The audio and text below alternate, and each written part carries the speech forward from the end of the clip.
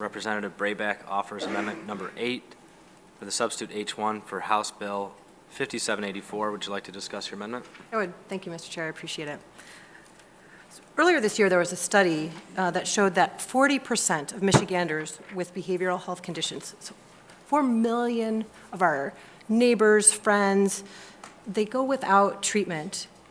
And that means that they did not receive prevention, intervention, and the treatment services that they need.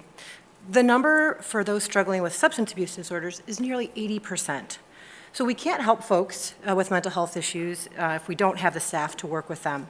And this amendment really speaks to workforce issues plaguing our mental health care system. And I'm grateful to Chair Whiteford for her work in this budget around workforce and the things that I'm proposing to just push it even further. So I want to just share some things, give a little snapshot of my week. This week I was talking with the Dean of Wayne State School of Social Work, and one of the things that she shared with me is that right now there is currently a 30% vacancy rate in terms of social work positions. 30% right now. We know, and the chair has offered the MyDocs line item, that psychiatrists are needed.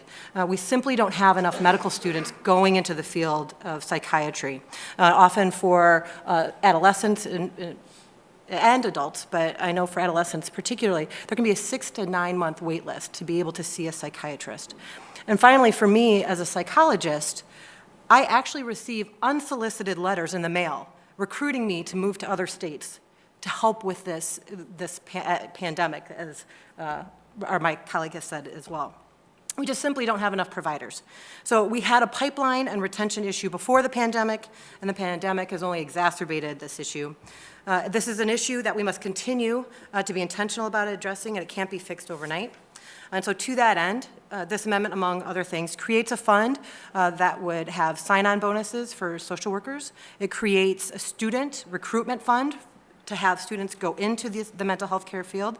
It adds support for essential health care providers, again, around loan forgiveness, and it retains language around wage increases for our non-clinical staff. The need is great, and we have done an admirable job in this budget in terms of the workforce issues. And I believe by supporting this amendment, we can ensure that there are enough providers to care for our fellow Michiganders. With that, I move my amendment. Thank you, Mr. Chair.